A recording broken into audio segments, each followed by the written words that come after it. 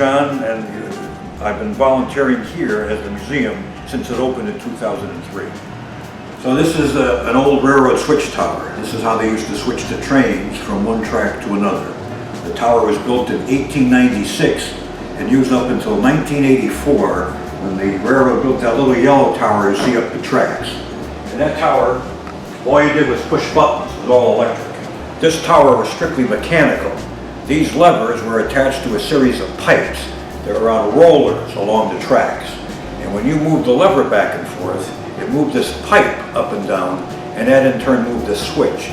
So you had to be pretty strong to work here because some of the switches are up to a quarter of a mile from here. No electricity or hydraulics. It was your strength moving these levers that would move a switch up to a quarter of a mile. The red levers were for the signals that were on the tracks. The black levers were the actual switches. And the blue lever was a locking lever. You had to unlock the switch, throw the switch, and then lock it in place. It was a safety feature. This board over here is what they call a model board, and this is a replica of the board that used to hang here. And this shows you everything that this tower controlled. Right now we're standing in this little building here that used to be called Signal Station 44. And this controlled all the signals and switches down to the South Norwalk Railroad Station, about a quarter of a mile that way. And from there east to the river over here where there's a swing bridge. And then a little ways up that line it curves off to the left. That's the line that goes up to Danbury, Connecticut. There were some signals and switches just beyond that big parking garage. So all that was controlled from here and all done manually or mechanically. Now these levers are not connected to the tracks anymore, so they're very easy to throw. But when they were hooked up to those pipes, as you can imagine, they were quite difficult to move. They called these Armstrong levers because that's what you need, is strong arms to throw them. The machine that controls everything is on the second floor, and you'll see that when you go downstairs. That too is mechanical, and it was called an interlocking machine. And that meant you had to throw these levers in a certain sequence, because as you threw a lever, the machine would lock up all the other levers so you couldn't put two trains together. It prevented the operator from making a mistake. So it was pretty high tech for the 1890s. And when the trains come through here, they normally go along on the same track. You didn't have to switch every train. Once in a while you switched it from one track to the next. But at least once or twice during your shift, when you worked in this tower, the big move was when a train was coming in from New York and heading up to Danbury. The train would come in on this track here, stop in the station in South Norwalk, and then you had to cross them over all four tracks and send them up that branch. That required you to throw 14 of these levers. And as soon as the train went by, you had to throw the 14 levers back again. That was your big workout for the day. And then you sat down and took a little rest.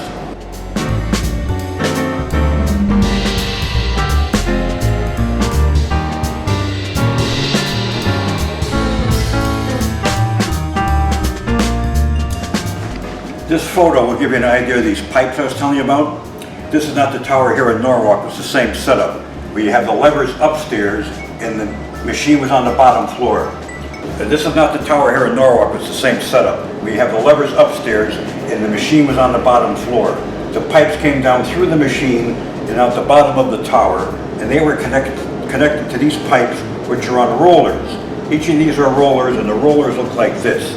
The pipe rode on top of the roller, and wherever you had a switch, you'd have a connecting pipe come across, and you would be moving the inside part of the track back and forth.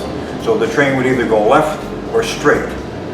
You had to keep those rollers pretty well greased, and in the wintertime, free of snow and ice. In fact, they used to light fires right underneath the switch, like in a smudge pot. Nowadays, they use electric or propane heaters to keep the ice from forming in between the rails. And generally speaking, the farther the switch was from the tower, the more difficult it was to throw the lever, because you had to move this pipe up to a quarter of a mile and then the switch.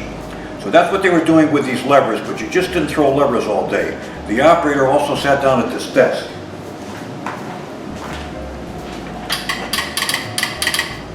And he had to record the times the trains went by the tower on this form called the block sheet. And then he would report that information to a dispatcher. Now when the tower opened in 1896, it was all done by telegraph using Morse code. That's what you're hearing over here. What you're hearing here is all the information off of this block sheet from 1968 is being transmitted from that computer over to here in Morse code. I'll turn this off now. In 1920, they got this scissor phone, which allowed them to speak to the dispatcher.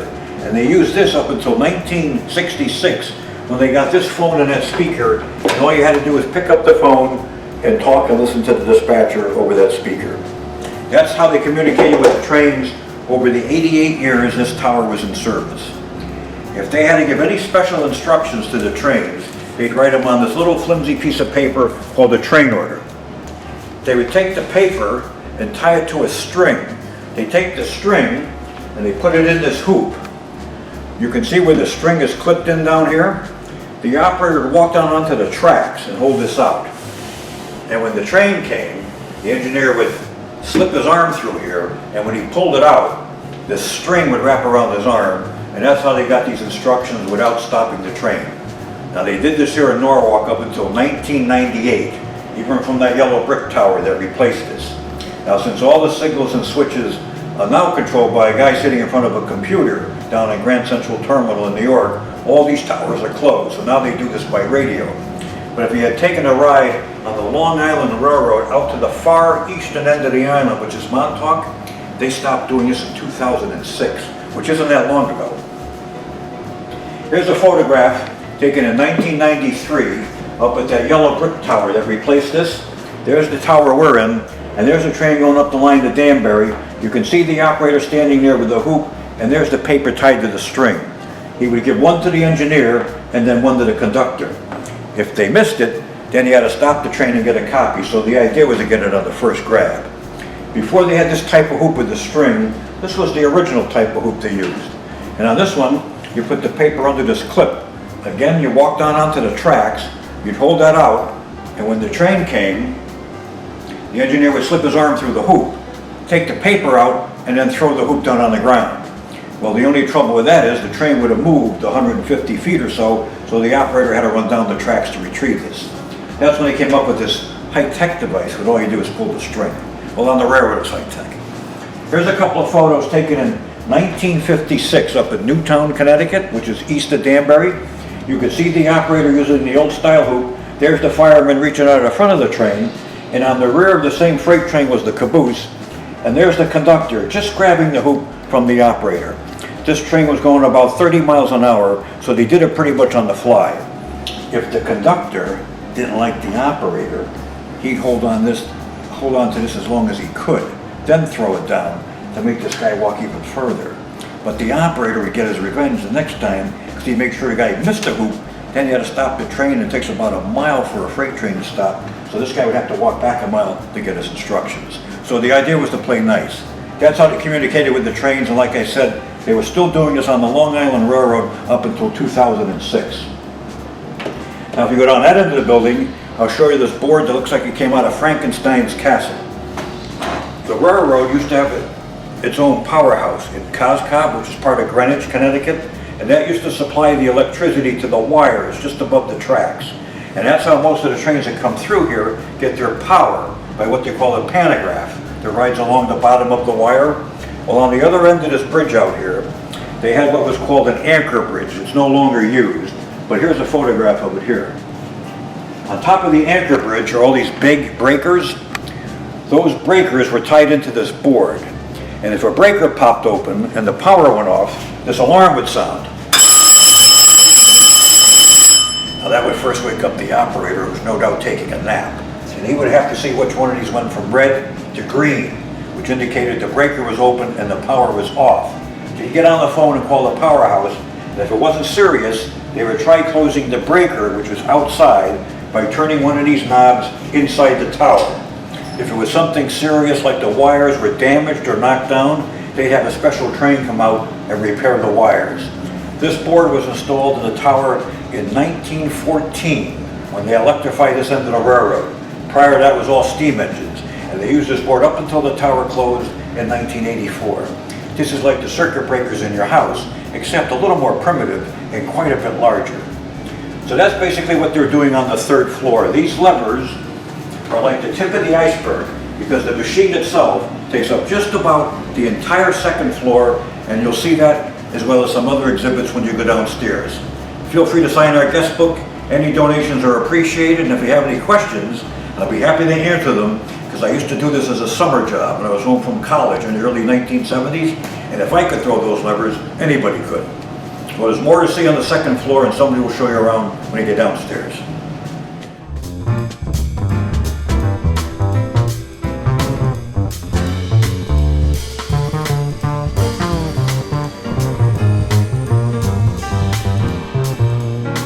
My name is Keith Shee, and I've been coming here for a long time, but I've been a member now for probably 5-6 years. Anyhow, this is the guts of it right here. What you saw upstairs, what they filmed. This is the intricate parts, the the controls and stuff, how everything works. This is an old switchboard from a tower in Burr Road in Bridgeport. Eventually they're going to hook it up so it lights up and kind of works and stuff. Some of these are the mechanics here, different parts and stuff. Get old oil there for the semaphores and things like that. Signal workbench with some of the tools, actual lenses. That's an actual bell off a steam engine and stuff. So yeah, that thing is pretty loud. Then down here you got, again, I don't know if you mentioned, but anyhow, this was in operation, this whole tower, until 1984. That's when they stopped using it, but it's pretty remarkable they used it in 1984. And I don't know if you saw some of the movements of the trains, but actually if you saw the train that goes up the Danbury Spur, it takes 6 levers to make the movement, which is pretty wild. And stuff. And then this is just a little video of how the tower is today and what it was like when it was being refurbished. They had it all gutted out and stuff and cleaned. It's just a little thing in there how it looked originally, Some of this is, if you notice over the Norwalk bridge there, they're redoing the bridge, and this is some of the old photos from the bridge.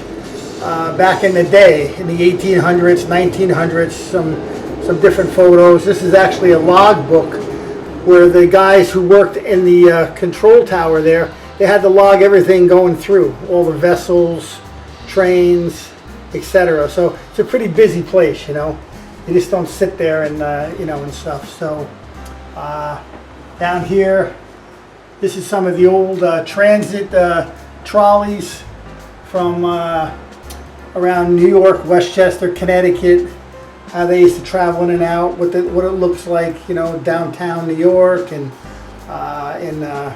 in Connecticut here. Some of the old trolley buses and things.